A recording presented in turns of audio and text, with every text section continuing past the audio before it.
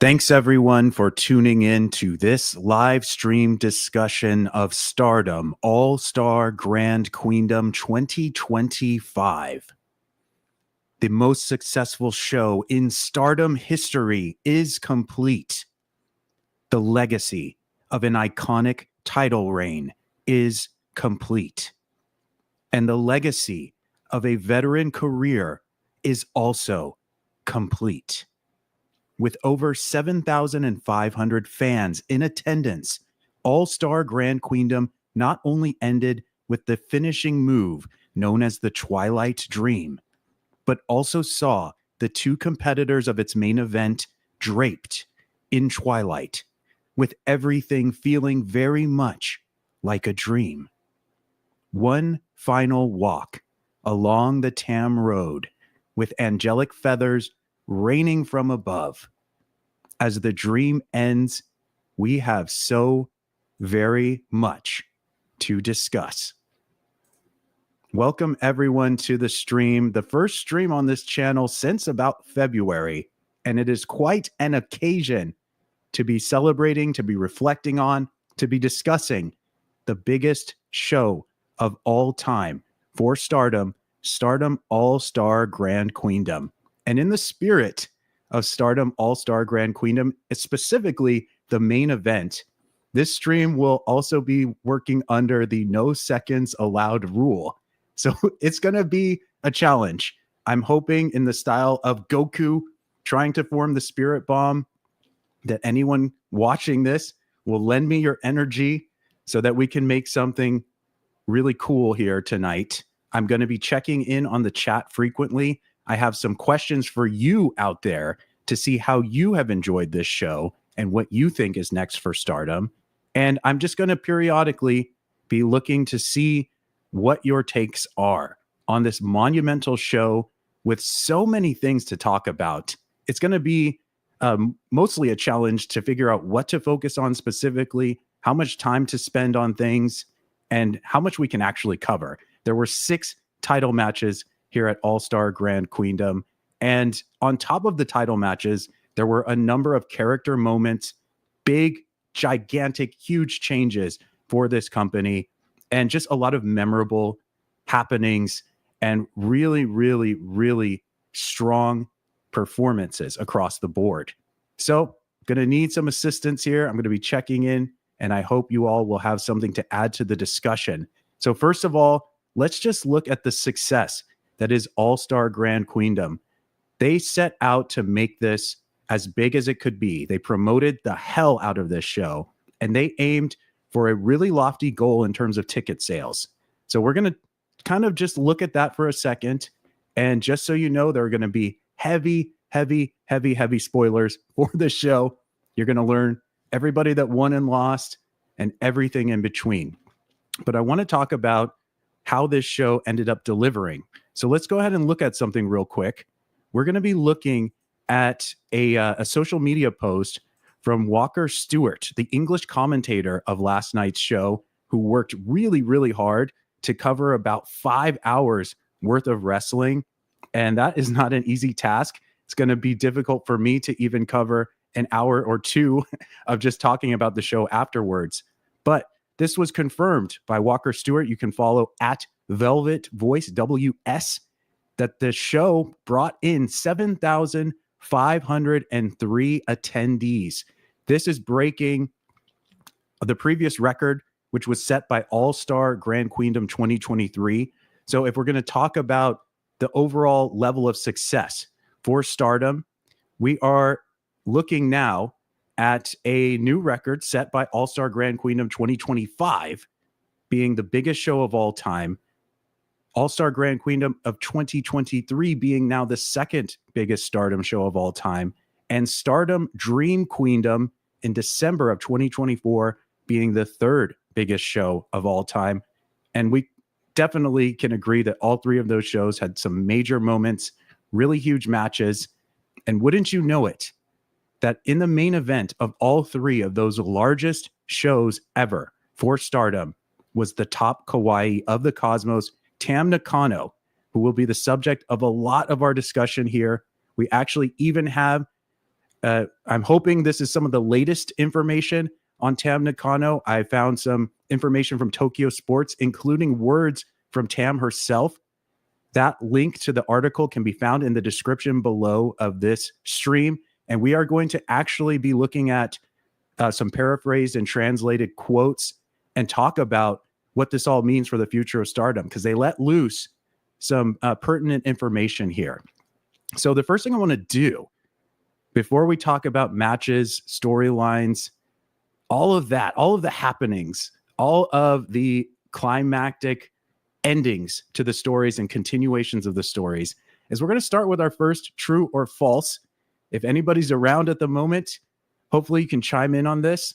This is just me getting a sense of what people are thinking about Stardom All Star Grand Queendom. So we'll jump into our first true or false question, see how you all either agree with the statement or disagree. First true or false, All Star Grand Queendom will go down as Stardom's best event in 2025. Now, this is just the month of April at this stage.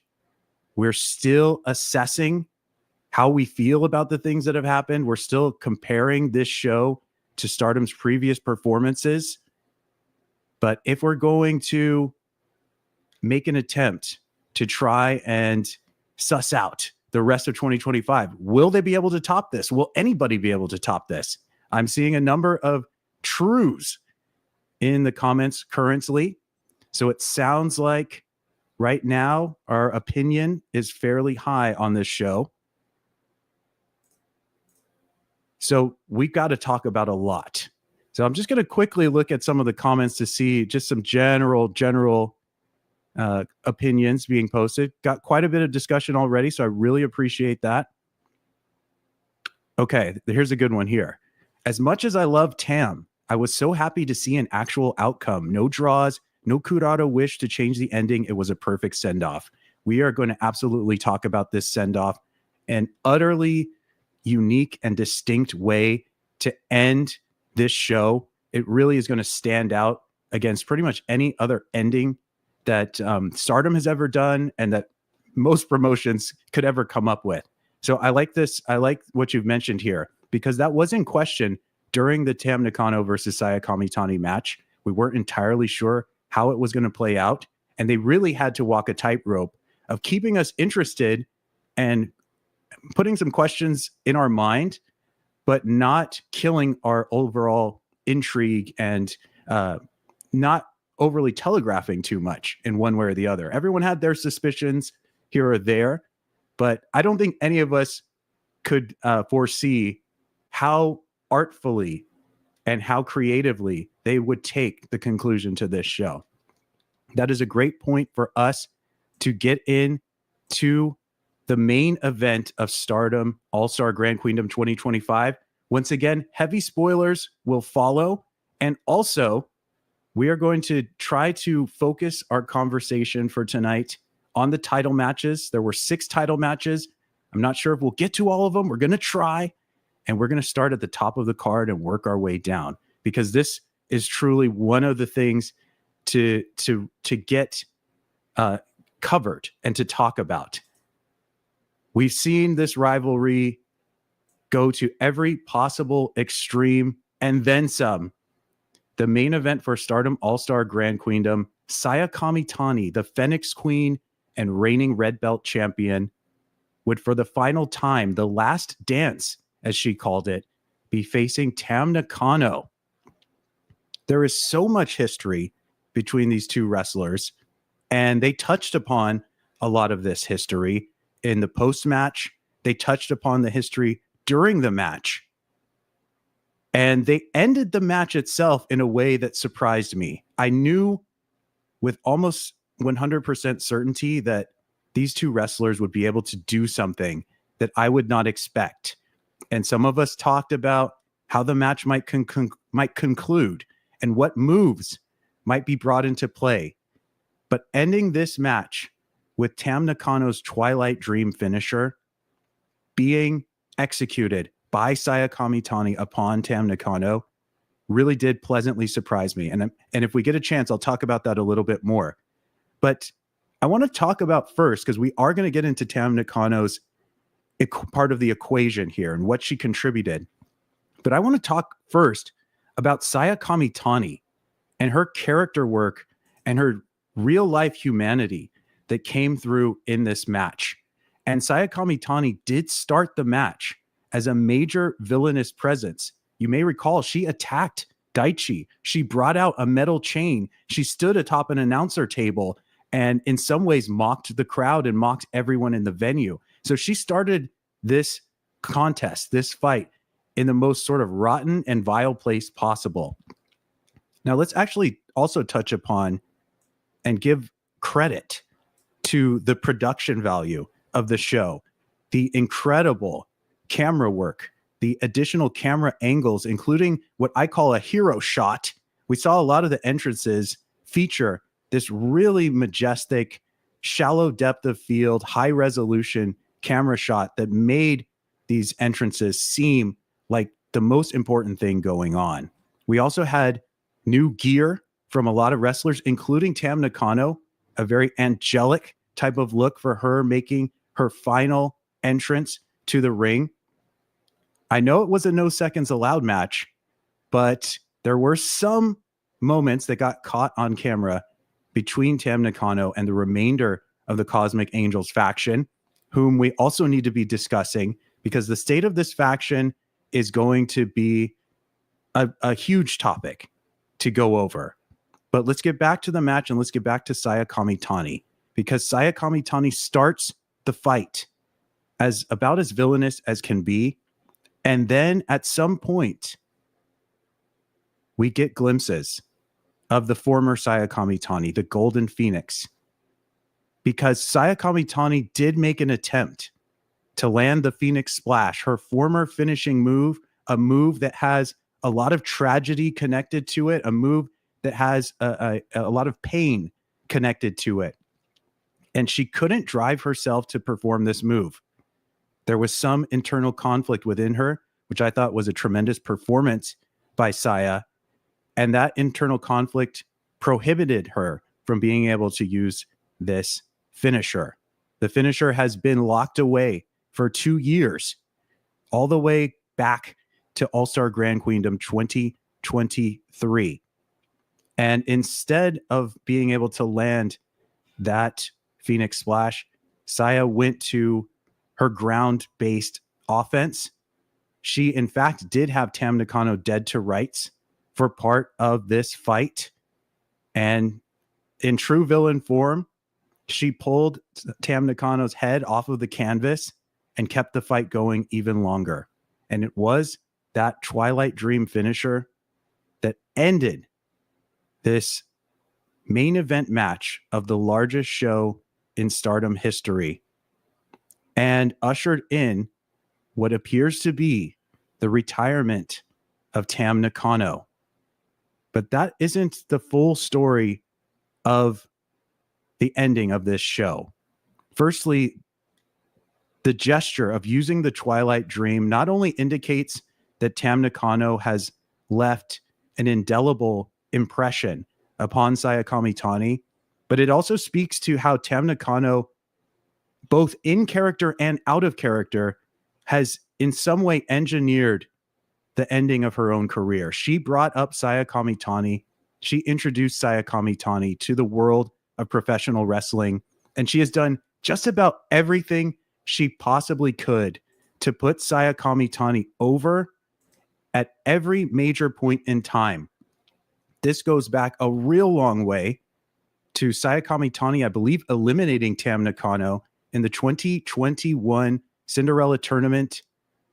Eventually, after one failed white belt challenge against Tam, Sayaka Kamitani obtains the Wonder of Stardom title in 2021 of Stardom Dream Queendom, defends the title against Tam Nakano in 2022 at the World Climax event, and the list goes on to Stardom Dream Queendom 2024, taking the red belt from Tam as a villain this time, as is depicted here.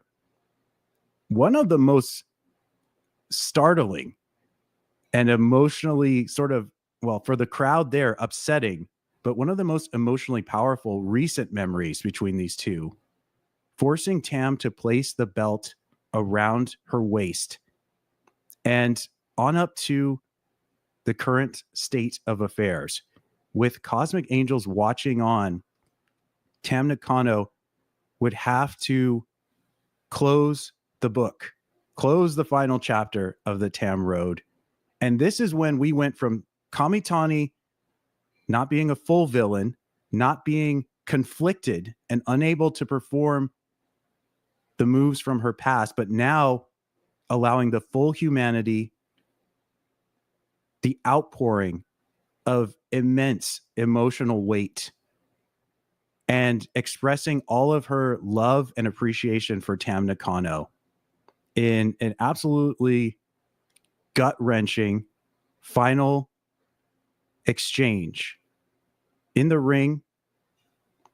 And that culminated in one of the most beautiful and striking moments that we have seen end a Stardom show probably ever, with these two wrestlers who are so closely connected and have provided some of the most high-profile moments in this company's recent history and some of the biggest matches of all time.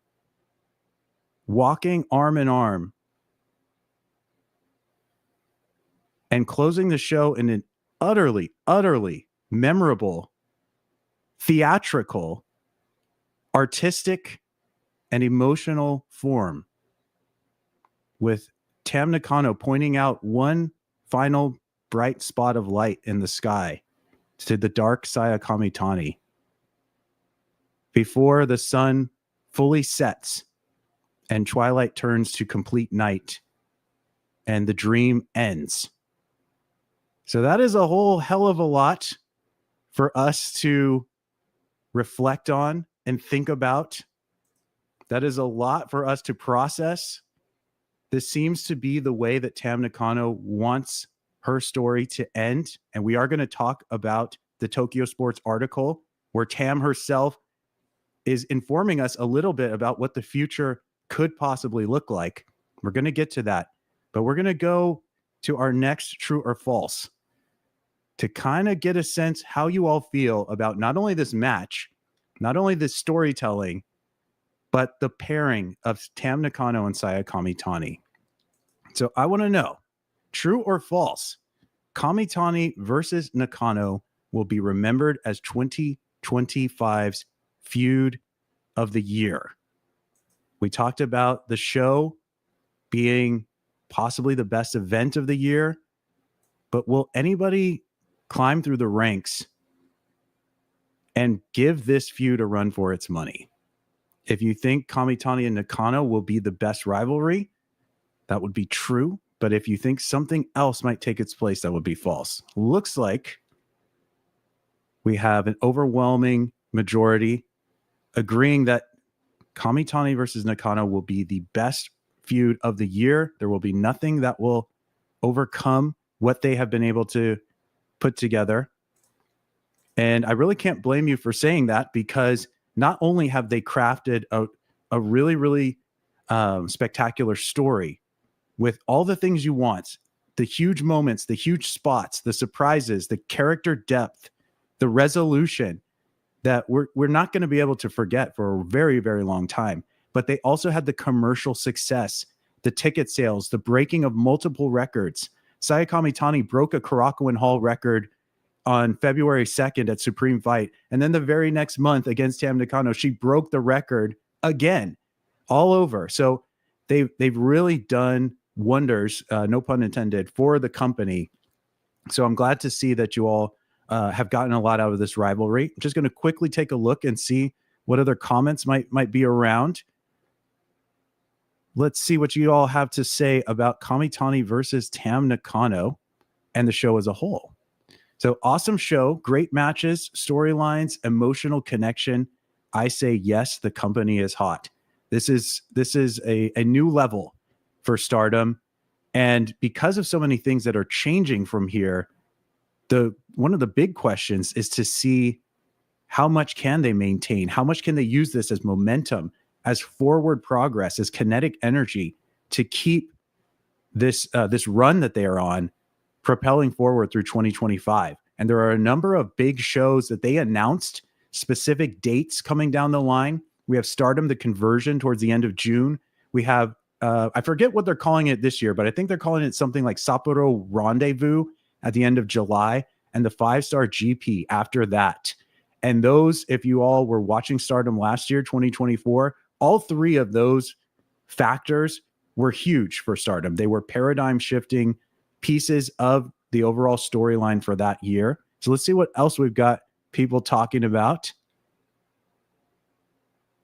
Okay, interesting. Saya looked like she was going to cry from the moment she walked out. There was so much emotion in her face as a shoot. And yes, Saya at one point could not hold back the full outpour of emotions. She's done quite a job. And I think a lot of the wrestlers closely connected to Tam Nakano have done a pretty good job of not overly telegraphing too much as this has been going. They left some ambiguity with what the story might do. But as we got closer and closer and closer to the moment, yes, it became impossible for Saya to ignore. It became impossible for the Phoenix Queen to remain veiled in those black feathers and in that dark aura.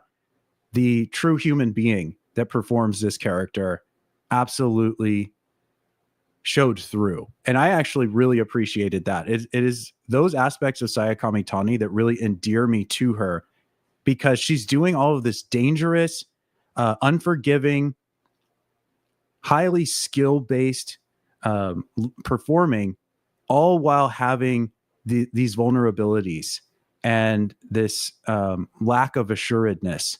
It's kind of like doing a live stream, to be honest with you. But this pales in comparison to anything that any of the wrestlers are doing. In fact, part of the reason that I like doing this live stream is because it introduces all of those variables, the chance for things to go wrong.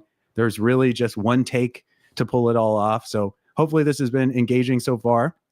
We'll look at one other piece of commentary here.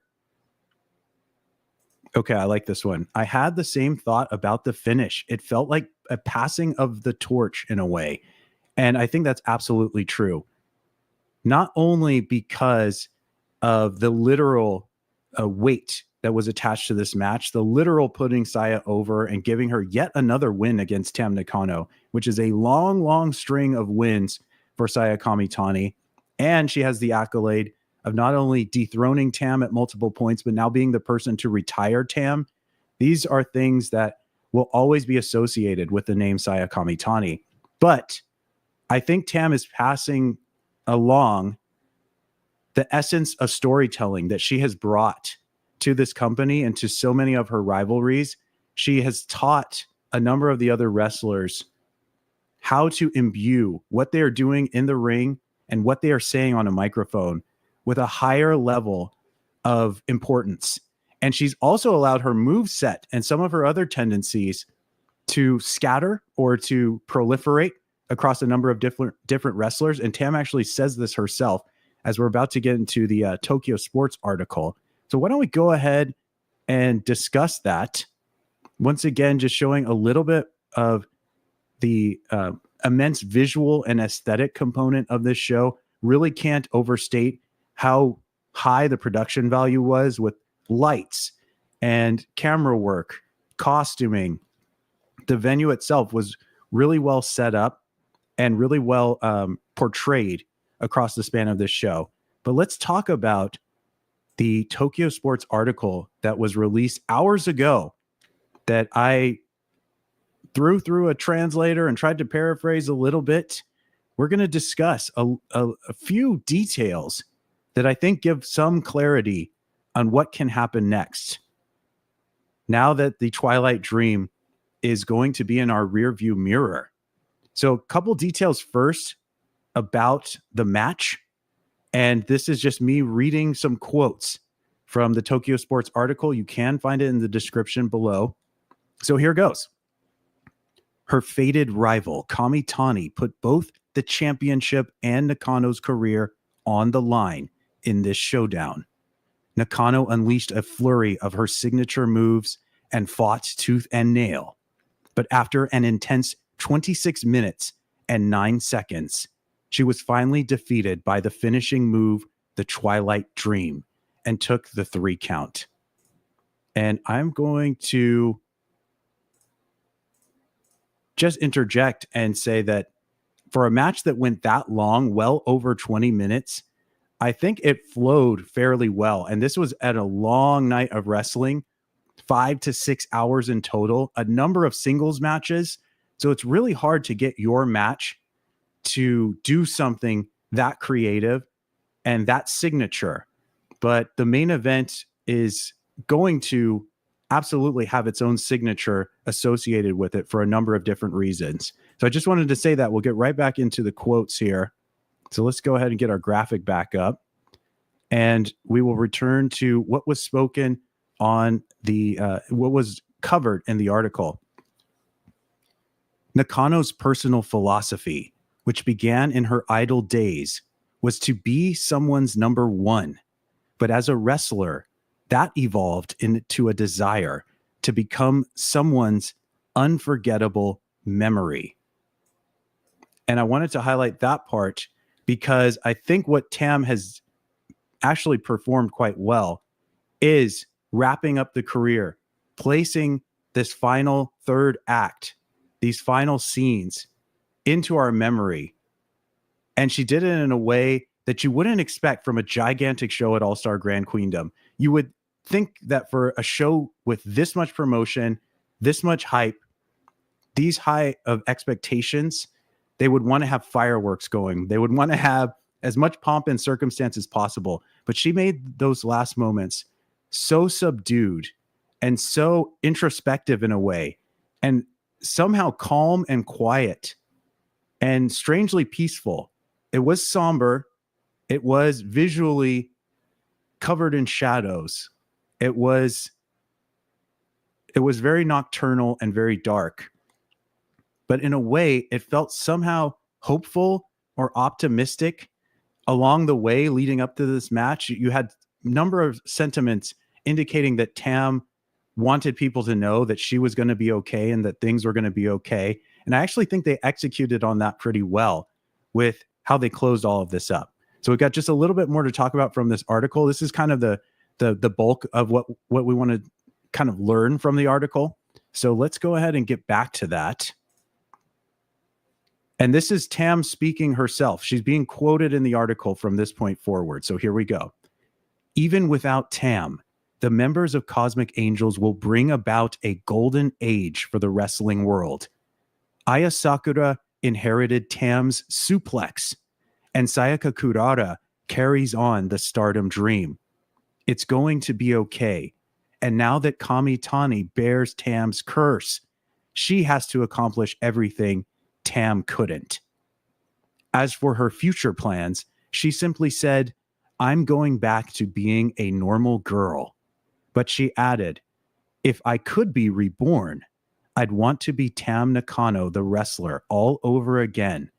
Tam is the happiest person in the universe. The world's cutest cosmic idol wrestler will live on in our hearts. So we've got a little bit of info to work with here. It is being implied in this article and through Tam's words that the Cosmic Angels faction will continue. They will carry on the legacy of Tam Nakano without her present as a leader and as their signature wrestler.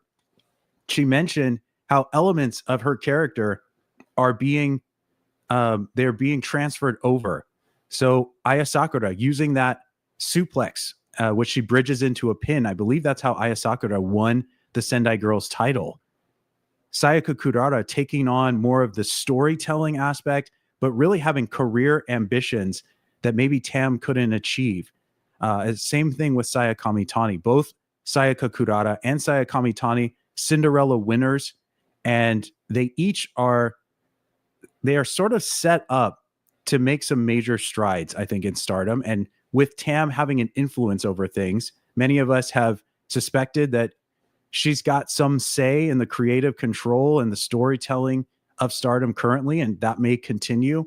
that she might have some ideas for what will happen with Kurara and Sayaka Kamitani. She did not make mention of Saori Ano or Natsupoi, but we are aware that both Saori and Natsupoi have a very big event celebrating their 10th anniversary, their shared 10th anniversary in wrestling, and that'll be happening in the month of May. So let's keep an eye on the two of them. There are a couple of things that they could end up doing. Either one of them could end up challenging for the red belt after Sayaka Kurara does so, which that's another piece of information that you can find in the description below.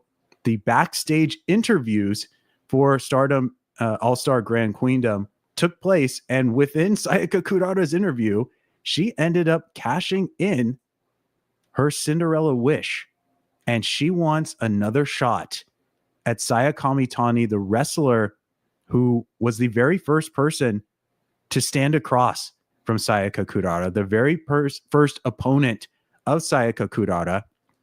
So we're going to put the red belt title on the line, and Cinderella winner Sayaka Kurara will try to dethrone the Phoenix Queen. That is the culmination of the Cinderella wish. That is where we are headed next at the top of the company for the top prize in the company. And I hope that the storytelling will continue. It will be incredibly intriguing to find out if Sayaka Kamitani at all shows any signs of goodness, of remorse, of turning over a new leaf to her character, or will she double down? I think this is now the push and pull with Kamitani's character and with the people that face her, is how much will she continue to dwell in the darkness? How low will she truly fall? How far will she truly descend? Or will we continue to see glimpses of her becoming more human, becoming more, showing more mercy, maybe, is a way of looking at it. So we'll put that on the back burner for now. I'm going to take a quick look at some of the comments. All right, we got some speculation here. I wonder if the plan for Tam's retirement came about when she was away after dropping the red belt and defeating Natsuko. I'm glad we got her recent red belt run and such a dramatic final match. This is a really good question, and it's a really good thing to ponder, because for those of you who have been watching Stardom for a little while, Sayaka Kamitani faced Tam Nakano in the year 2023 on the opening night of the 5-star Grand Prix. And it was a heartbreaking night because Sayaka Kamitani suffered a serious injury. The match could not be completed as intended, and Sayaka Kamitani was out for a number of months. That threw a wrench into everything that was supposed to happen in the 5-star Grand Prix. And the biggest rumor coming on the heels of that injury was that Sayaka Kamitani was intended to not only win that 5-star Grand Prix in 2023, but go on to defeat Tam Nakano, or at least face Tam Nakano at Stardom Dream Queendom of 2023. It's really kind of a head scratcher because 2024 showed a lot of those same story details. Sayaka Kamitani made it to the finals of the 2024 Grand Prix.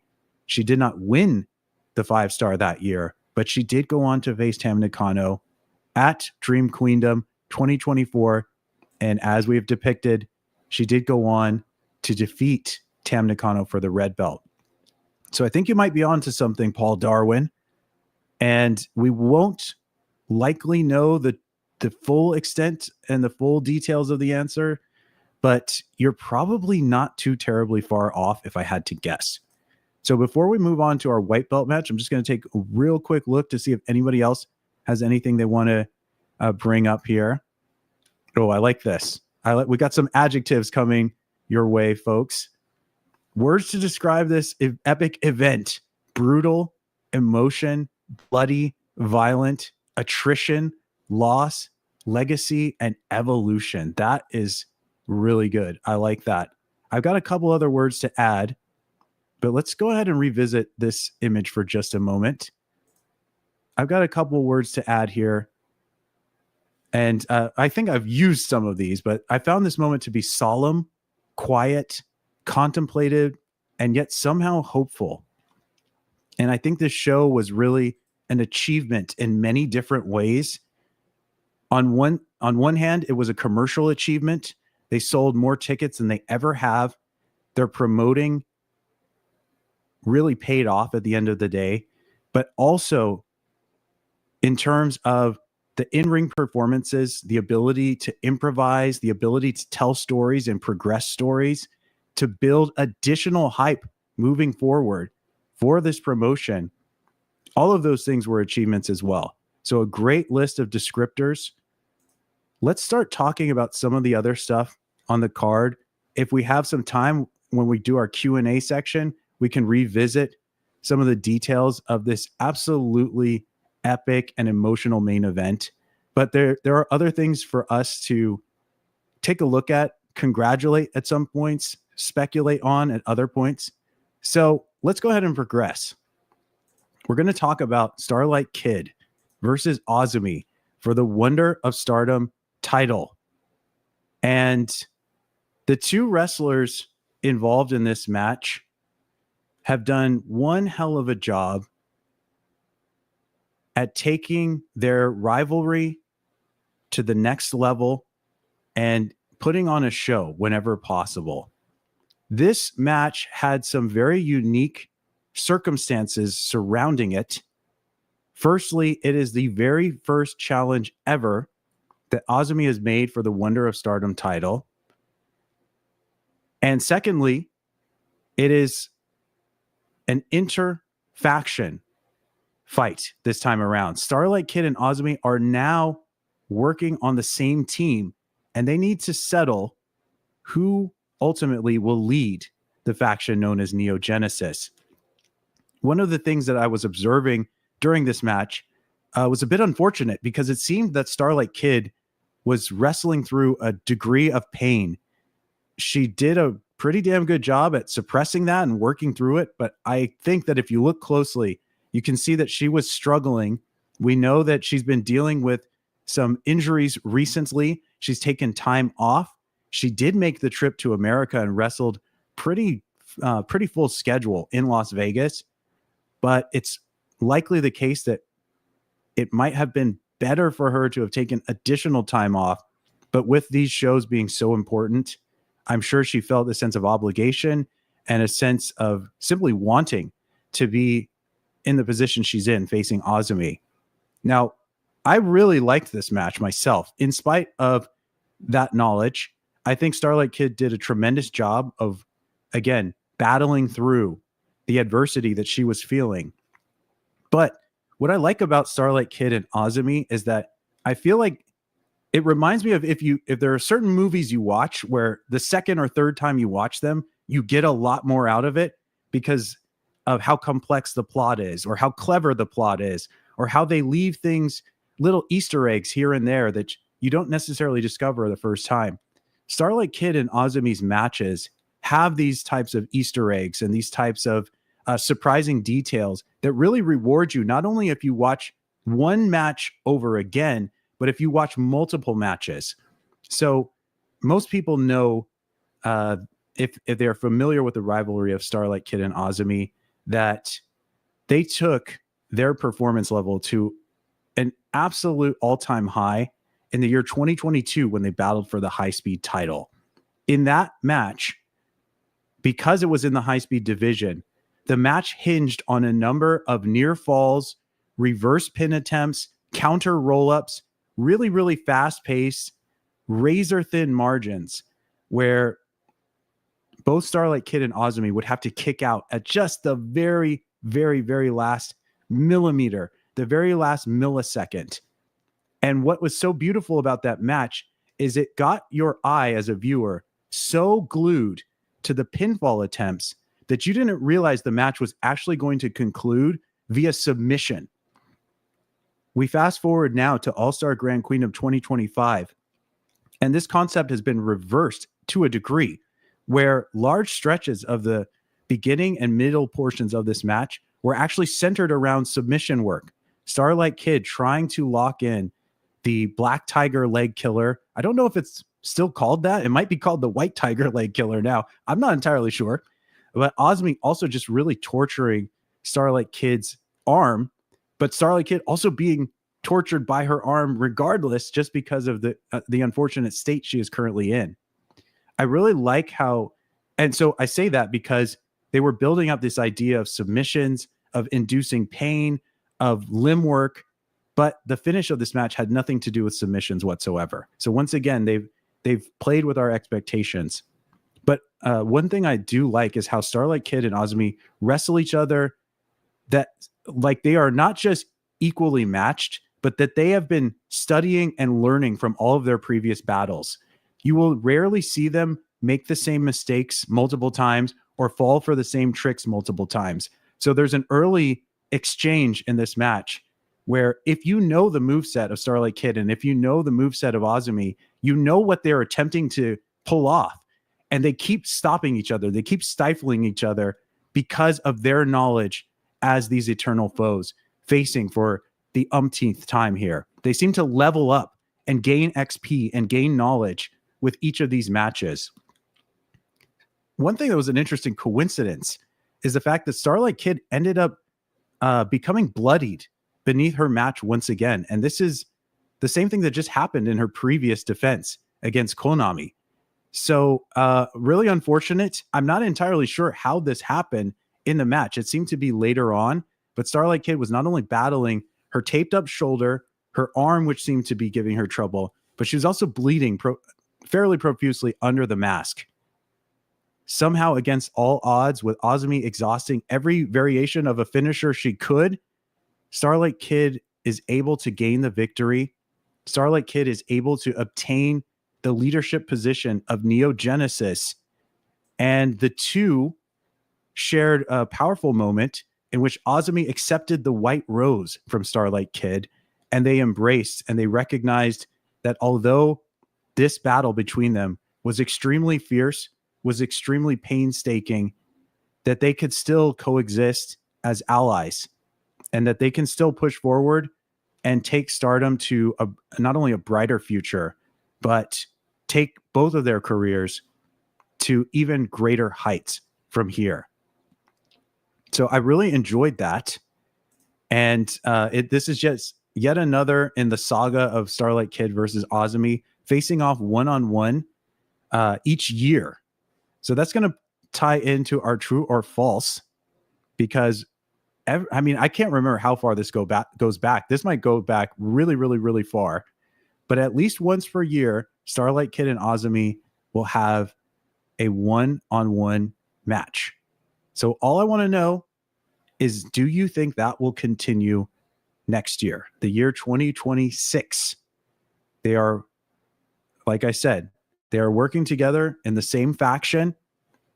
There could be a chance for them to try and get tag team success together in the future.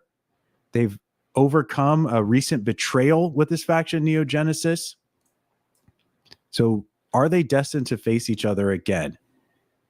I think because this was Azumi's first white belt challenge, and because this match had some real life struggles for them to overcome, that they probably, as performers, will want to revisit this and see if they can fight on an even bigger stage. I'm not exactly sure what stage specifically would be next for them, but it looks like a couple of people are optimistic that at least they hope to see Starlight Kid facing Azumi, or that they believe Starlight Kid and Azumi will do battle. And I really appreciate it and enjoy it every time it does happen. So we talked about the white belt champion Starlight Kid overcoming her eternal foe. This marks the third successful defense for Starlight Kid. If I'm remembering correctly, she defended against Ranna. She defended against Konami, and she has now defended against Azumi. And it appears that the next person in line for Starlight Kid's title, or at least to try and claim Starlight Kid's title, will be none other than Hanako of EXV, who was successful in winning the Stardom Rumble at the beginning of the show. So that is a very big win for Hanako, considering she was the very first participant in the Rumble. She ran through the entire gauntlet and survived all the way to the very end. I believe she submitted, I believe she pinned Miyu Amasaki at the very end of the Rumble. And that was someone she could not previously defeat. This is a huge push for Hanako. Very, very, very big for her to be making her first Wonder of Title challenge just after Azumi, who's been wrestling since about age 11, made her first Wonder of Stardom challenge. So Hanako's career moving, we'll just say, very, very slightly faster than Azumi's was before her. That match is something I have some questions about, because if Starlight Kid is in need of rest, I'm hoping they will delay this match. I'm picturing that match as being a really significant underdog story for Starlight Kid. And I think she will have to do a lot of performing. And I don't want to say carrying, but I think she'll have to do a lot of work in that match to get it to execute the way they would envision it. And I don't want her to have to do that if she's still hurt right now. So that's my personal opinion on things. We're going to just briefly, once again, scan the comments, see what people have to say. Ooh, okay. So we've got some insight here on Hanako as a new challenger. Hanako has the best body slam in the biz. It's tough for Kid. It will be a tough fight. The size disparity alone is going to cause a lot of problems for Starlight Kid. One of the best aspects of her arsenal will be the leg attacks and the leg locks. I think that's probably going to be her best avenue, her best strategy. Let's see what else we got here. SLK versus Hanako would make for a good comparison to Kamitani versus Himeka. Nice call. I sense more parallels in the future. That was a 2022 match. I think that was Himeka stepping in somewhat last minute as a challenger to Kamitani's title. And that match really had a unique characteristic because Kamitani was working from underneath for so long in that match. The last few minutes of the match really ramp up and get really exciting. And Kamitani, spoilers for a 2022 match 3 years in the past, but Kamitani pulls that Frankensteiner roll up really quickly, really cleverly, using her cunning to get past Himeka. But Himeka looked so strong in that match, even coming in as a late replacement for whomever was intended to challenge initially. So that was good. All right, we got another Hanako comment. Hanako came a long way, and I think she is just about ready. Yes, Hanako debuted on the same show as Aya Sakura back in 2023. It's really cool to see both of them now holding belts, with Aya Sakura holding the Sendai Girls belt, Hanako one half of the New Blood Tag Champs, and they both are getting a lot of crowd support. They're both definitely elevating as time goes on, and they're both affiliated with factions, Cosmic Angels and EXV respectively. All right, well, speaking of factions, we definitely need to talk about one of the most iconic, to use a pun, I suppose, one of the most long-standing and beloved factions, the Stars faction. And to talk about that, we're going to have to discuss the icon of Stardom, Mayu Iwatani, and her legendary, just unparalleled IWGP reign, and what has become of that reign as she has faced a challenge that was extreme. Mayu Iwatani versus Syuri, a rematch of their Itenyon Gate January 4th, 2024 Murder Fest. I mean, just an absolutely brutal but incredibly executed fight. And this match took things in a much more emotional direction than I was expecting. Now, going into this match, I have to admit, I feel like that we could not help but feel a sense of absence from Mayu Iwatani within Stardom. It seemed that she was not directly interfacing with the faction turmoil, the faction disarray. Wing Gory and FWC not seeing eye to eye, and that's putting it very, very, very mildly. There was not a lot of interaction from Mayu. And Mayu in general, aside from challenging for the goddess belts in, I believe that was in Okinawa this year, has had a much more quiet standing in the company. Now, there was nothing quiet about this match because we had Syuri landing strikes like nobody's business. I mean, she was landing these strikes harder and sharper than she even normally does. And I like how this match didn't waste any time. They really just swiftly got into the action and got into some really exciting spots. And that set this match apart, which was something that every Stardom wrestler, I'm sure, was working to do and find a way to set this match apart in sort of an eye-catching way. Now, I have to talk about this within the context of seeing Syuri perform in Las Vegas. Syuri was one of the most active wrestlers from Stardom to compete in America earlier this month. And the thing that really stood out to me in the lead up to this show was the fact that Syuri not only had multiple matches to go through in Las Vegas, but specifically on that second Stardom show in Neon City, American Dream in Neon City, she had a singles match. And there's not really a clear reason that you would have Syuri, of all the Stardom wrestlers, perform in a singles match against a foreigner whom she is not familiar with, unless you start to wonder if they did that as a way to better start acclimating Syuri to being in that type of position where she's going to be in America, different time zone, different type of crowds, unfamiliar venues, unfamiliar staff and people working the shows, and unfamiliar opponents, where you're going to have to work on the fly a bit.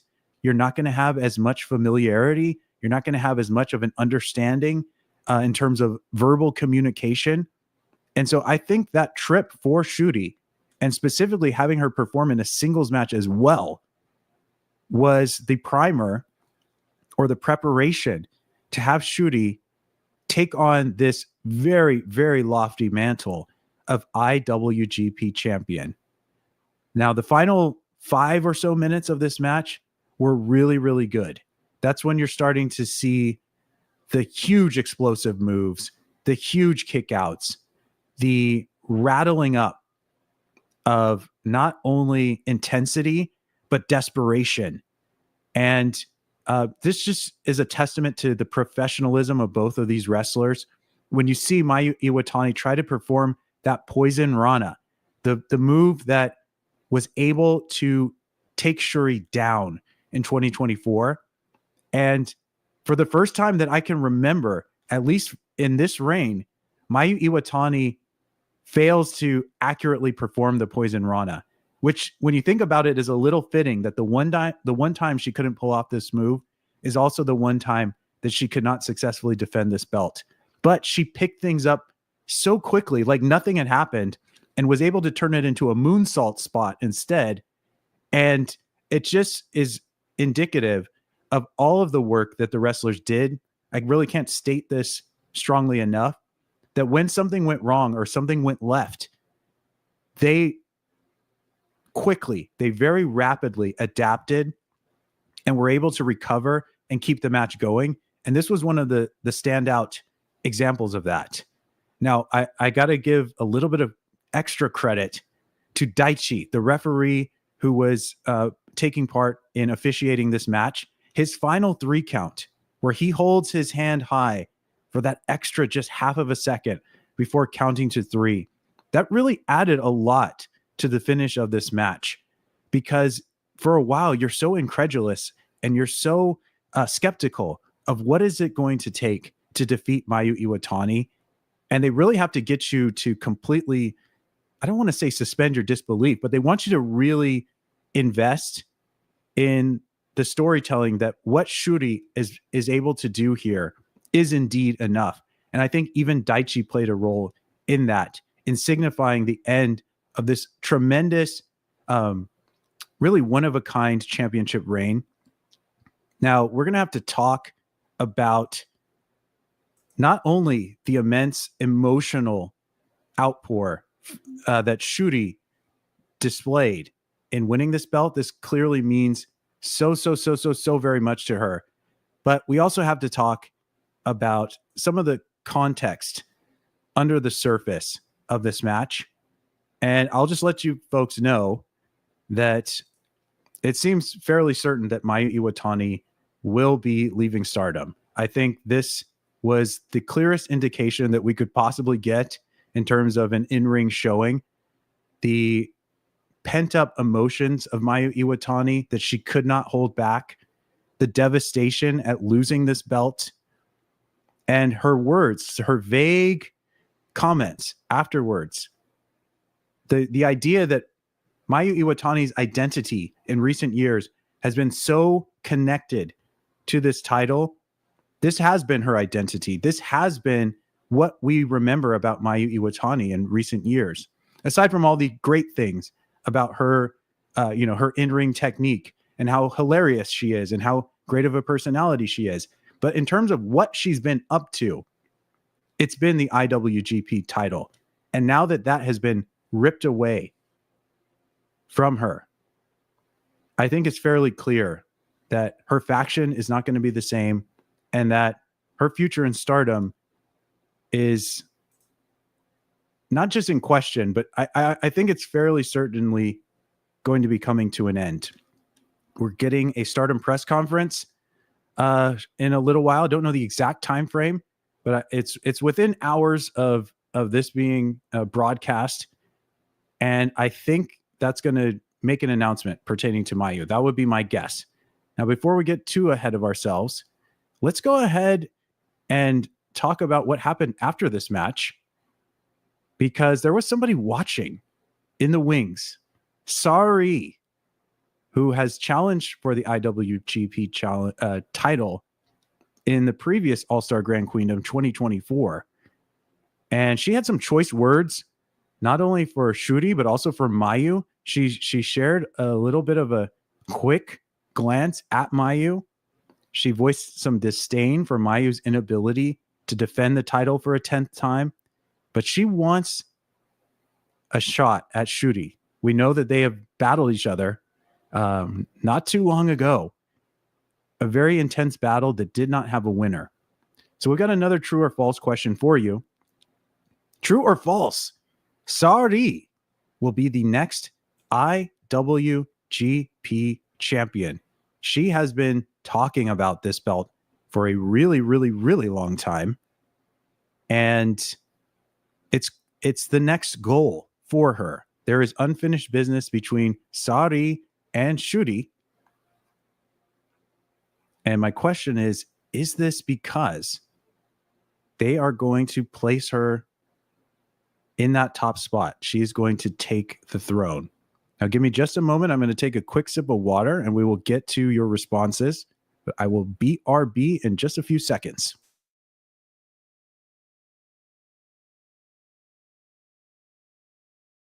Okay, this one is a little bit split. We've got a vote for false. We've got a vote for true. And it isn't that entirely easy to call. One thing I do have to say about Syuri's presence in the ring is that she got a decent amount of boos from the crowd. She kind of entered this picture at a very sore time, a very, there was a soft spot here for Mayu Iwatani losing the belt, but also for Syuri being so overwhelmed by her own emotions. This was truly one of the happiest moments Syuri's had in years. And Syuri came in and the crowd was not too receptive. Some of them were, but she got some of the most pronounced boos of the entire show. So once again, the question remains, will Syuri be able to take out Syuri and turn Syuri's would-be title reign into something very, very short-lived? Getting a couple of falses to this. We've got a comment here. Not yet, but she will be champ in the future. So false for now, but true later on. And we've got some other comments on IWGP. Paul Darwin once again I love the IWGP Joshi title. I saw Mercedes win it from Kairi in San Jose, and Mayu has really made it her belt. Gonna miss seeing it around her neck. Yes, the lineage of the IWGP title began with Kairi, who defeated Mayu Iwatani. I believe that was at the very first historic crossover show. A just devastating match, a very long, drawn-out match, sort of a trench warfare, prolonged conflict, just exercise in violence and grit and willpower.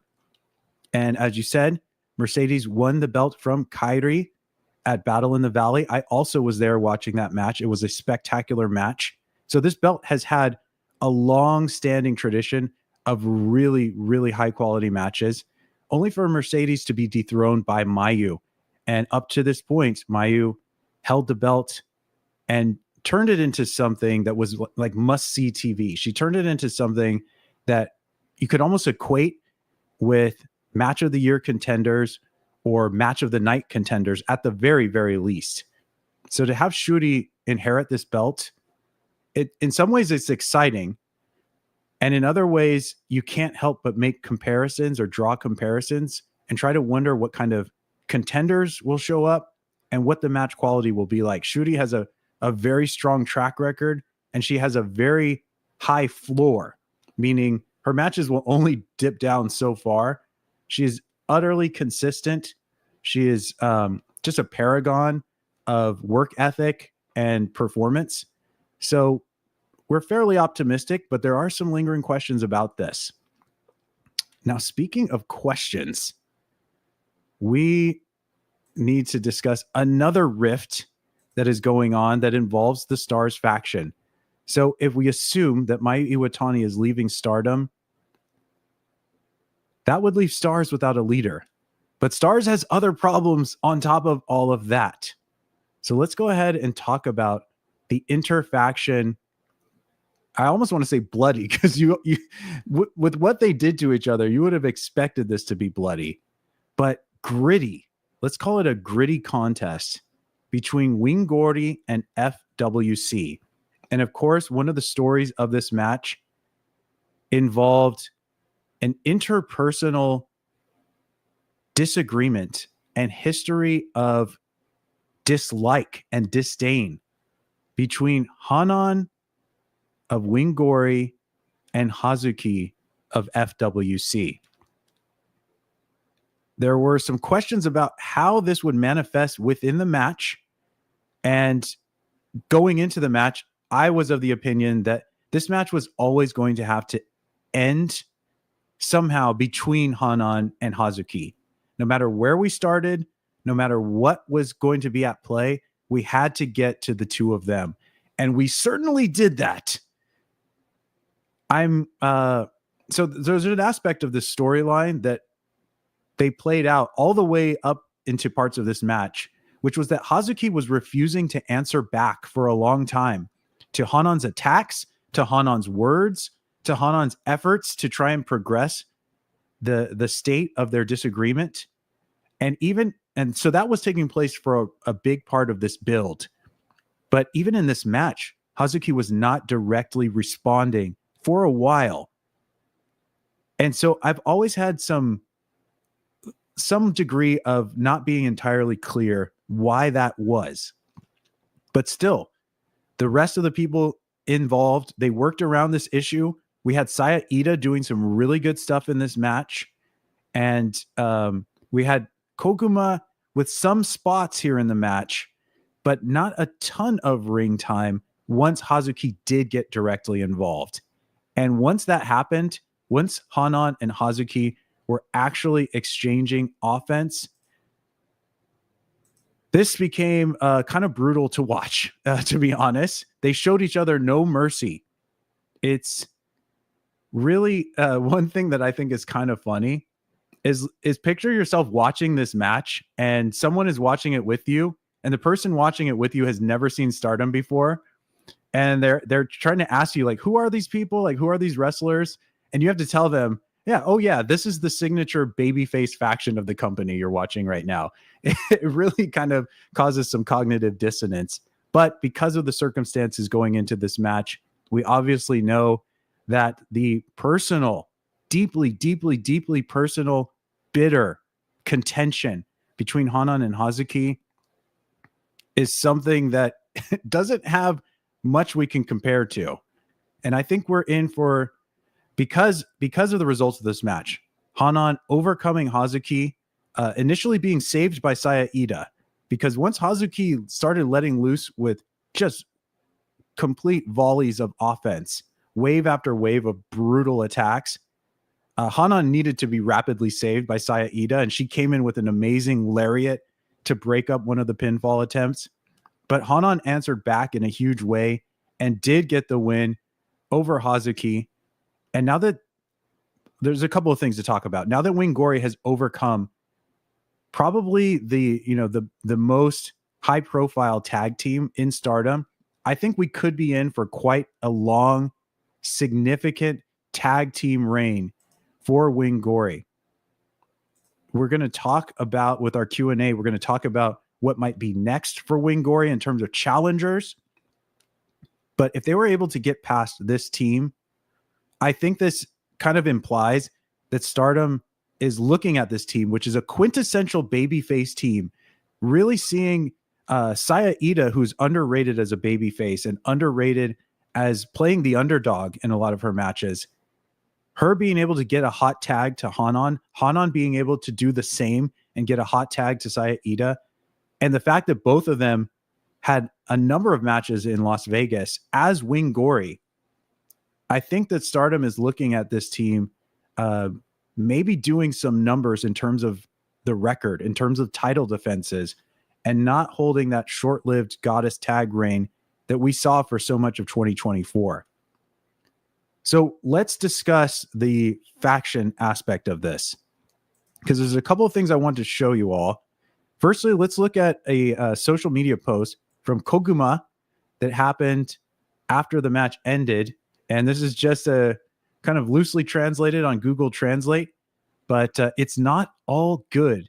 And I did some further digging, and this could also possibly maybe be translated in a way that not all things end well, or we don't always get a good outcome with what we try to achieve.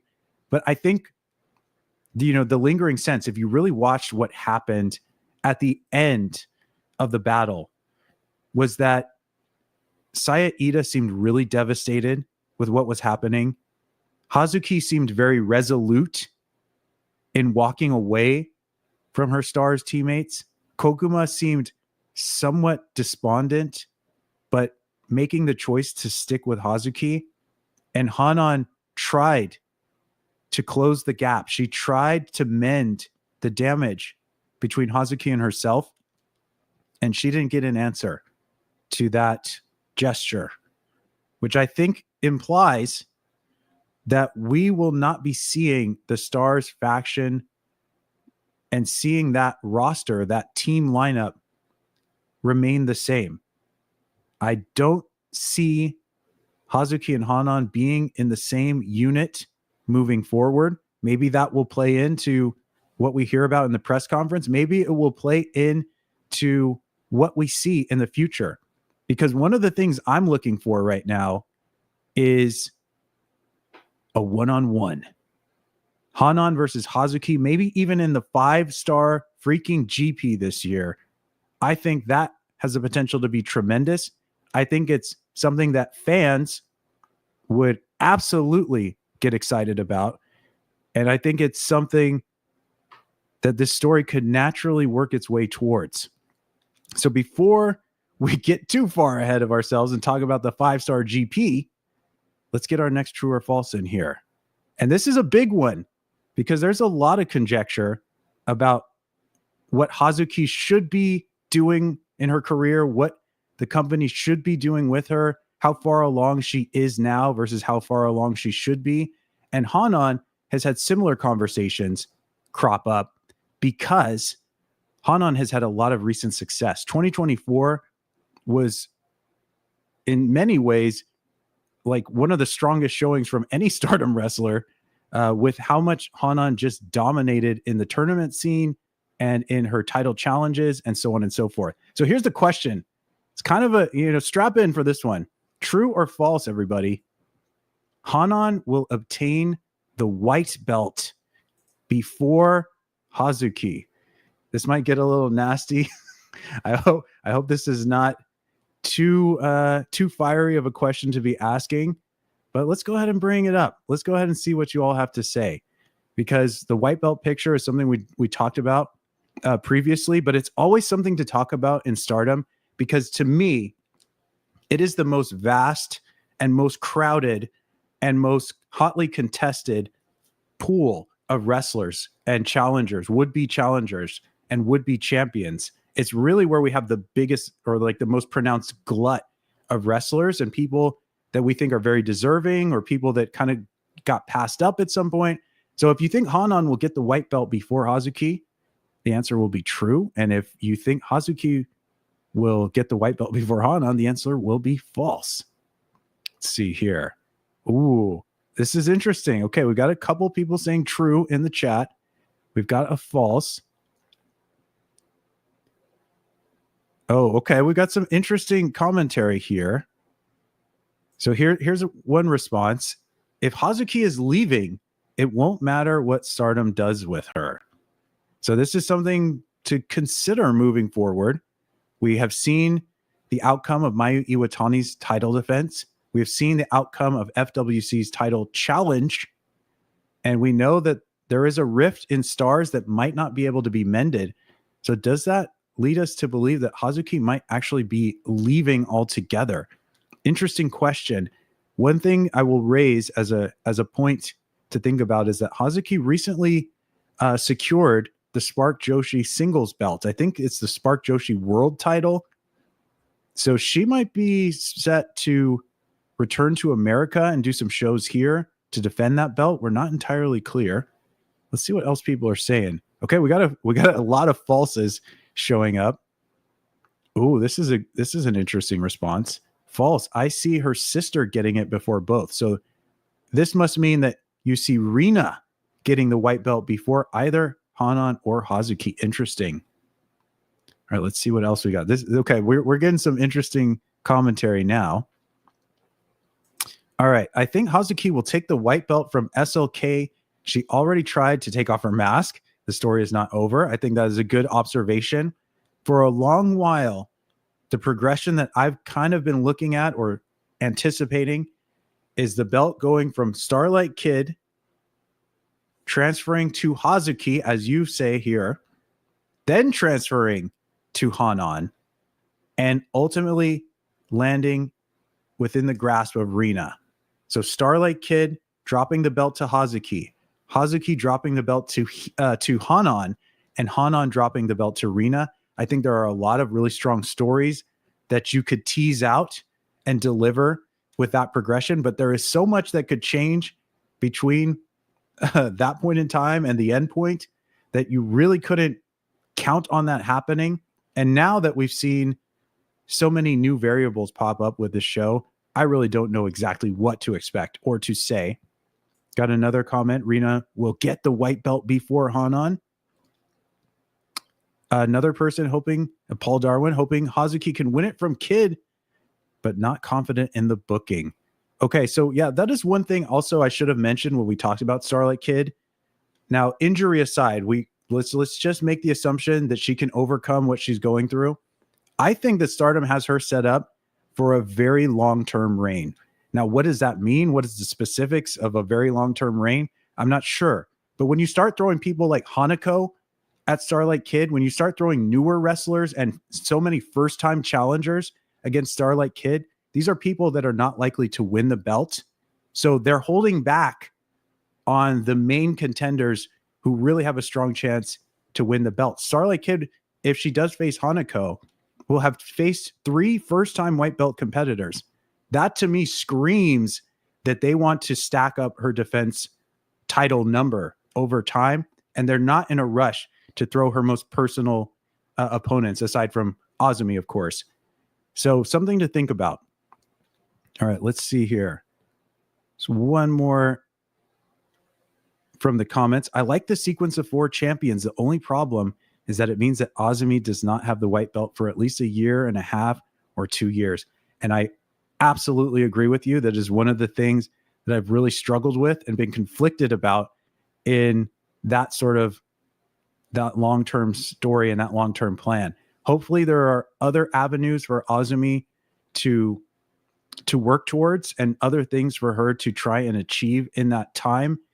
But it's just really hard. This belt is really hard to book, and it's tough because so many people deserve their chance and their time with this belt.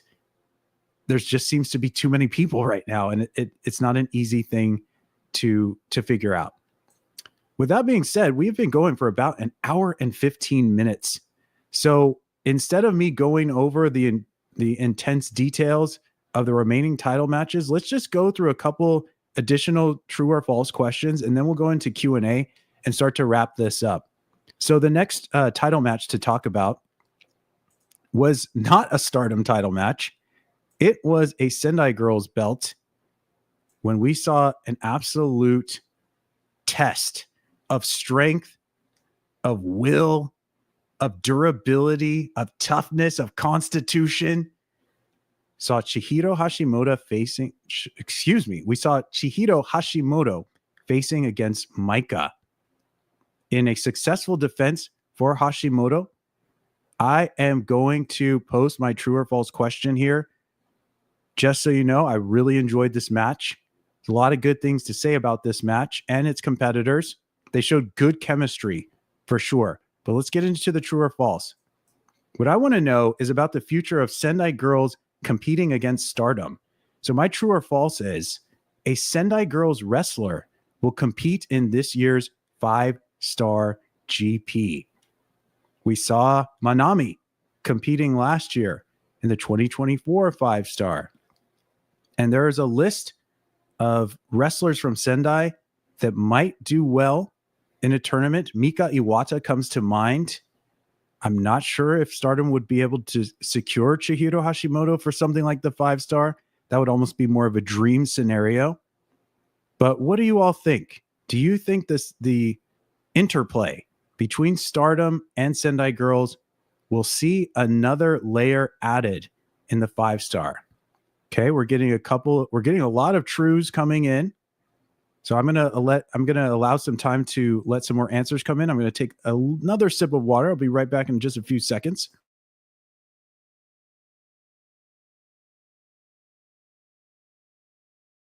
All right. It seems like most folks are of the opinion that Sendai Girls will have some kind of representation in this year's 5-star. That's really cool to hear. I do think someone like Mika Iwata could be a front runner, but someone like Manami is a really valuable entity to have in the 5-star because you get elements of comedic relief and you get that wild card element where the match could play out in a lot of different ways. It could be a straight up serious match that's hotly contested, but it could have some other gags and gimmicks to it that we don't usually get to see, especially with something as serious as the 5-star. You need to offset some of that seriousness with something a little more colorful sometimes. So thanks for chiming in with that, true or false. But we do have one other title match to gloss over just briefly here. We'll go ahead and talk about the future of Stardom title involving Hina and Ranna Yagami. This was another new gear alert. We had Ranna showing up in blue and gold with little blue highlights, not only in the hair, but I think she had some like blue eyeliner stuff going on. And she put on quite a showing. She took this match really seriously and she really stepped it up. Her strikes were on point. Her selling was on point. What they did in this match was really good. And to this stage, it is Hina's best defense. Granted, it's the best of 2 total defenses. But here's our true or false. And this pertains to Hina as a future of Stardom champion.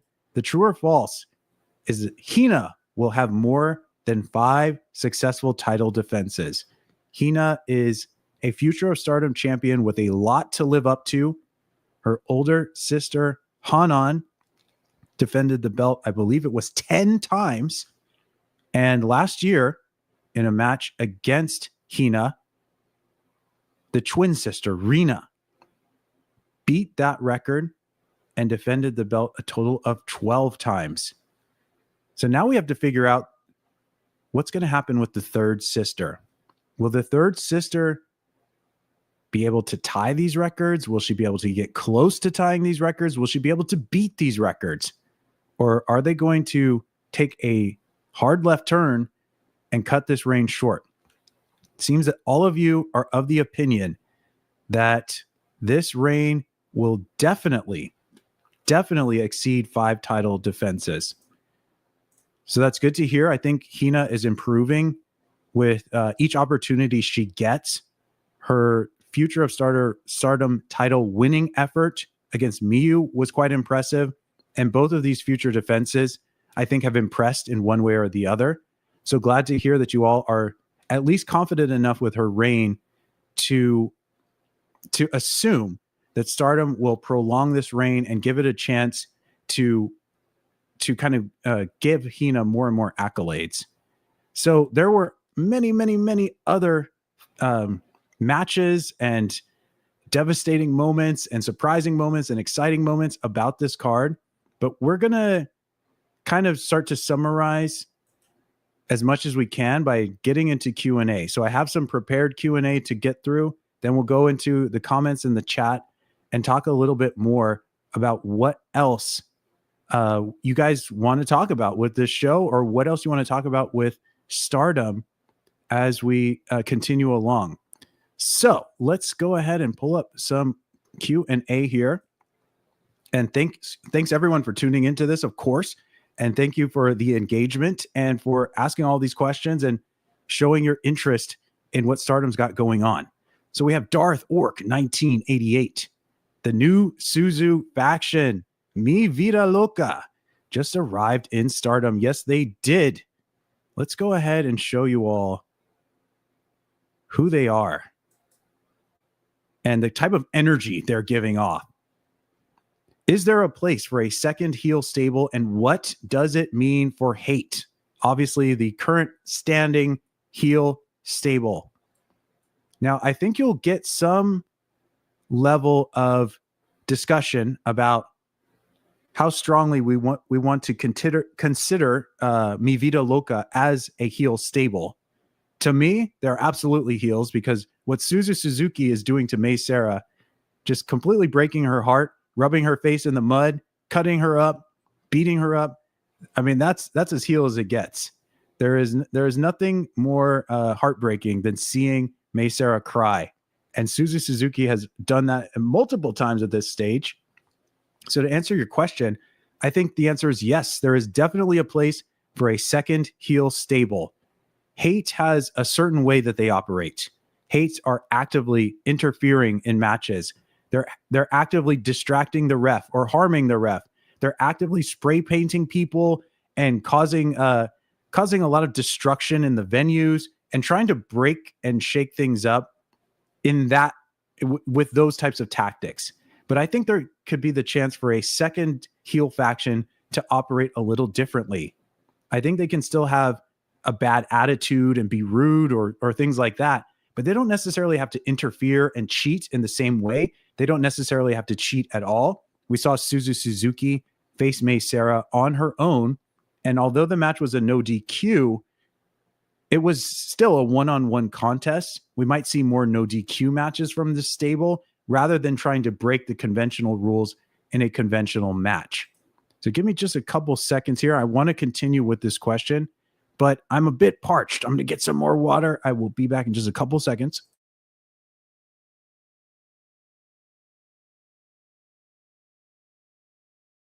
All right. So as we continue to speak about Mi Vida Loca, I think that the other thing that can happen is that Mi Vida Loca can start beef with certain factions, and H.A.T.E can continue their beef with certain factions.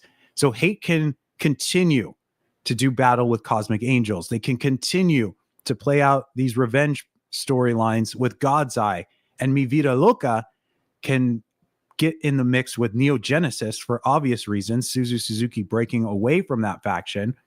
And then they can also start to ruffle the feathers of at least one other faction, possibly EXV, because of the fact that Suzuki and Maika have a contested history, and because Akira Kuragane is in Mi Vida Loca, and most likely Yuria Hime will be joining EXV. So if you think about when Prominence was taking the stage in Stardom, 2022 was the main year that was happening. Prominence pretty much were heels because they weren't very nice to anybody, but they usually fought in like hardcore matches, or Prominence really, I don't recall them trying to like pull the ref out of the ring or have people who weren't involved in the match come in and mess up the match. So I think we could see something more along those lines. People who have a bad attitude, they don't care, they don't like you, they don't really want to make friends, they don't really want the crowd to, be on their side, but they're also not doing the things that H.A.T.E are doing, if that makes sense.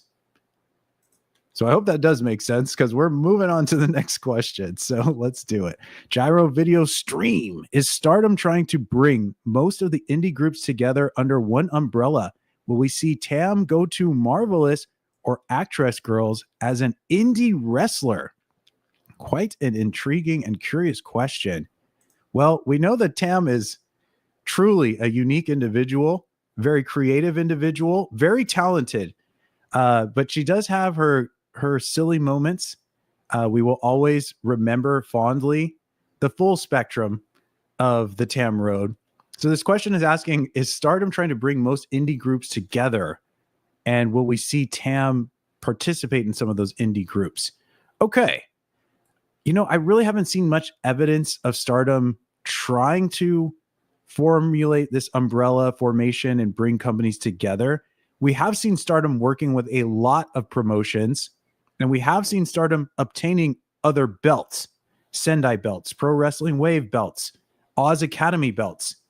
But you mentioned Marvelous and Actress Girls in this question, and I don't think they've collaborated with those two entities nearly as much as they have with Sendai Girls, Oz Academy, Pro Wrestling Wave. As far as Tam is concerned, I can't see her wrestling in any smaller promotions, mainly because, the stipulation that indicates that she must retire from wrestling immediately. But more importantly, she was the common denominator, as I said at the beginning of this stream, in Stardom's 3 biggest shows. She was the common denominator in all 3 of those main events. All Star Grand Queendom 2025, All Star Grand Queendom 2023, Stardom Dream Queendom 2024. So she was on top of the world here in Stardom. She was really in a very beneficial position. So I'm not sure why she would want to take a dramatic position change of that nature. So I don't see this being likely. We do have one other pre-submitted Q&A question. This is a tough question. I'm going to try to answer it. We'll see how it goes. Okay. The next challengers for the red belt and the white belt have been confirmed, but who do you think will challenge for the rest of the titles? Really, really tough. Really, really tough to try and figure this out. I'm going to throw out some names for you. So you mentioned the red and white belt. As far as we know at this stage, we believe that Sayaka Kurara will be challenging Saya Kamitani for the red belt, and Hanako will be challenging Starlight Kid for the white belt. So that leaves a number of other belts. If we think about the most sort of imminent time frame of a few months between now and the 5-star GP, so we've got the conversion coming up. We've got the Sapporo show coming up. What belts exist that we think can and should change in that time? To me, it's not the red belt, and it's also not the white belt. I also don't think it's the goddess belts, but for the goddess challengers, I'm going to go ahead and run with a H.A.T.E tag team featuring Natsuko Tora. So I'll say Natsuko Tora and Ruaka challenging Wing Gory. And the reason I'm picking that is because Natsuko Tora got a pinfall victory over Hanan in Las Vegas at Stardom American Dream in Neon City. That might be the setup. The other reason is that we just had this very, very depressing strife between Wingori and FWC. We've got very, very depressing results in matches involving the Stars faction. A very, very depressing result for Mayu Iwatani. And so I think what we need to do for Wingori is just put them against some really, really nasty villains and let them play as the babyface team and let them try to overcome that and give them a nice, solid, positive win. So I'm going to put them against Natsuko Tora and Ruaka. Now let's talk about the high-speed title. We, of course, know that Mei Seira, in just really impressive but also really gnarly fashion, faced Suzu Suzuki recently. Now, despite losing that match, Mei Seira is still the high-speed champion of Stardom. This is one of the belts that I think we can move between now and the 5-star. And so I think for our next high-speed challenger, we will go with Yuna Mizumori of Cosmic Angels, challenging for a second time against Mei Seira, and likely this time being successful. That will give Mei Seira something new to work towards going into the 5-star GP. And if Yuna goes into this year's 5-star, she can go in as the high-speed champion. We can mix up that division with new matchups, so on and so forth. Let's talk about the Artist of Stardom titles, currently held by Neo Genesis. I also believe this is a belt that can change hands and probably should change hands if Starlight Kid is still not doing so well. So I think the challengers for the Artist belts should be Mi Vida Loca, and we should establish this team in a big way, getting them over Neo Genesis yet again and putting some belts around their waists. This is not something I would normally advocate for necessarily, but because of the questionable state of Starlight Kid, I don't think we want her as a double champion right now. And so I think what we should do is to round out our cards and our shows going into the 5-star. Let's get some more Artists of Stardom action, and let's have a new trio at the helm of that. Lastly, we'll talk about the Future and New Blood tag belts. So for the Future of Stardom title, I think we will have Akira Kurogane make her first challenge in a little while. She seems to be getting closer and closer to becoming more of a threat and starting to get some wins. I think that is on the horizon for her. And as the newest member of Mi Vida Loca, I think she should challenge for the Future belt and not be successful. And then for the New Blood tag belts, don't think I have any graphic for this that we can use. But for the New Blood tag belts, I couldn't really think of anything that good. So I'm just going to throw the team of Rion from EXV and Yuria Hime, the unaffiliated rookie, together. And I think this will be a storyline where Yuria Hime is trying to prove herself and trying to get accepted into EXV. So she teams up with Rion. We're bound to get Rion her first win hopefully between now and the 5-star. We need to start rounding out the roster a little more because a lot of rookies are injured and a lot of people are leaving the company right now. So people who don't have wins, we really need to scrutinize and check and ask if they should start getting wins. And Rion being here for over a year, I think she's next up to actually get a victory in Stardom. So those are my answers. I'll just quickly recap for you. Goddess Challenge, Natsuko Tora and Ruaka as the challengers. High Speed Belt, Yuna Mizumori as the challenger. Artist Belts, Mi Vida Loca as the challengers. Future Belt, Akira Kurogane as a challenger. And New Blood Tag, kind of just throwing my hands up with this one, but I'm going with the team of Rion and Yuria Hime. All right, we're going to scan the comments, try and get the last few questions in here. Thanks to everyone for tuning in currently. We're going to try and start wrapping things up, but let's go ahead and see what other people have to say, what other questions you guys have in mind, because again, it's just an endless list of topics that we could be going over. So let's see what else people are wondering about. just doing some scanning here. A lot of comments on some of those challengers. A lot of comments on the factions as well. Okay, here's a question to throw in. Who will become the leader of Cosmic Angels? I think Unamon has the best leadership qualities. Interesting, but I don't think she'll be given the leadership. I didn't really think about Unamon, but that's actually a strong pick in terms of the qualities and the personality she has. She was a pseudo leader for Aya Sakura and Sayaka Kurara for a time. She dances, she sings, she does all of the idol performances, she acts, she's very comedic, and she is a powerhouse. She has kind of all the things you want from a Cosmic Angels member. And someone like Tam Nakano, who is multi-talented in many of the same ways, if not all, they kind of have that resemblance to each other. So that's a good pick. My pick is a dual leadership, Saori Ano and Natsupoi. I think the two of them will not only use the momentum of the 10th anniversary show that they've got going, but also the dynamic, the really strong dynamic between the two of them, which is sometimes comedic, it's sometimes deeply dramatic, it's always got some level of storytelling to it. I think they will act as joint leaders, and I think they will potentially make a run for the Goddess belts at some point, or step up in the Goddess Tag League, something like that.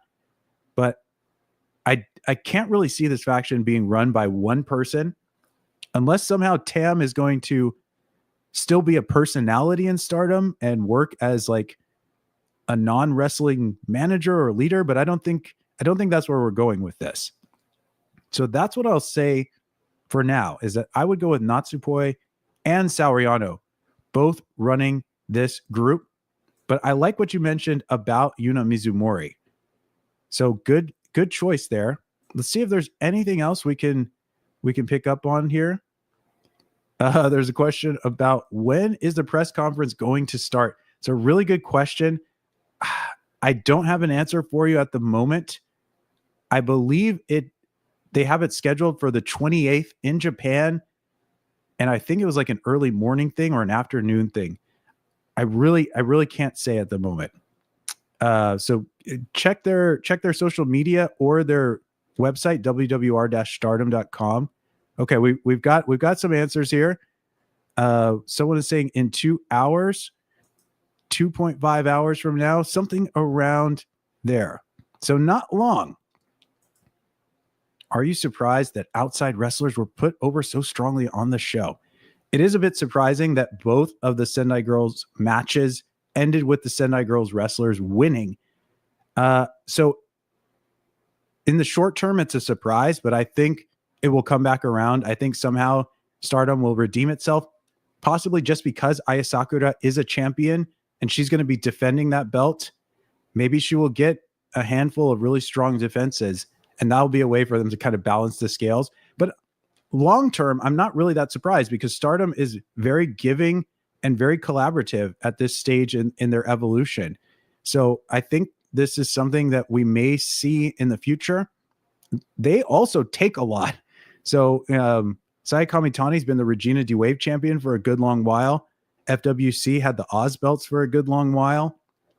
So I think it goes back and forth. Okay, here we go. We're gonna wrap up with this one because it's a doozy. Does Momo Watanabe finally turn in the 5-star?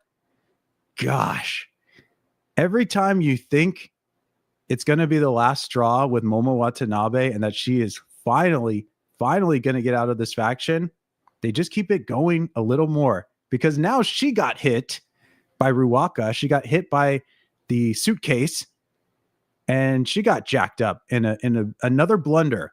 Usually she's hitting people by accident with the baseball bat. It's really a question of why they haven't kicked her out or she hasn't left. But let's go ahead and answer this. I think she's going to turn prior to the 5-star. We have the conversion coming up. We have the Sapporo show coming up. If last year is any indication, those were both moments that factions got broken apart The betrayals were starting to happen, or get the idea of betrayals were starting to be brought up. So I really think that what will happen is that Momo will finally either get jumped by H.A.T.E, or she will finally make one epic declarative move and turn on somebody in H.A.T.E, and that will set her up for the 5-star. I don't know if she's going to join Mi Vida Loca. I don't know if she's going to be unaffiliated, but I expect her to be one of the wild cards for that tournament. And maybe, if we're talking about right now, possibly a front runner for that tournament. So let's keep our eyes peeled. Let's really pay close attention to what happens, what other matches go wrong, and how much longer we think Momo will be allowed to stay in H.A.T.E. So really good question to wrap things up. We are going to be wrapping up the stream. I just want to once again thank everybody for tuning into this. Stardom, I mean, has just opened Pandora's box. There is so much that we're going to move forward and also talk about. I still really haven't had a chance to go over all the material that I put together when I was in Las Vegas. So there's still time for me to work on that and release that in the midst of everything going on with Stardom. The press conference is going to have more announcements to report on. So I'm just going to have to ask you all to stay tuned. While I have you here, just going to let you know where you can find me, what I'm up to, and a little bit more about who I am and why I'm here, why I'm doing this. So you can always tune into this channel and find something that hopefully is of value, or something that is relevant to what's going on with Stardom. My series is called Red Belt Radio. The YouTube channel is String Six Splash. You can also reach out to me, String Six Splash inbox at gmail.com. And you can find me on social media, either Twitter/X or Blue Sky. Both are String Six Splash. So once again, I very much appreciate your time here. I think that we will be in communication very soon, because there is a lot to follow up on. We're now going to experience the fallout of Stardom's biggest show of all time. The Twilight Dream may have ended, but it is certainly a new day for Stardom. So thank you very much for watching. We will talk to you soon. Please stay tuned in. Thanks for watching.